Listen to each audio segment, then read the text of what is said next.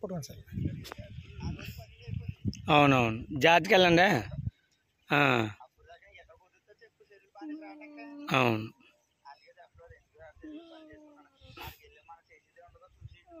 అవునవును. ఇంకా నువ్వు చెప్పాలా. 40 రోజులు అవుతుంది. దీన్ని పెడదాం.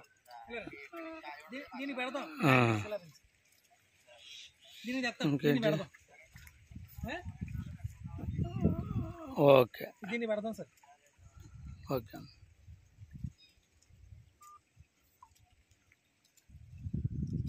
కండిషన్ బాగానే ఉందండి సరే.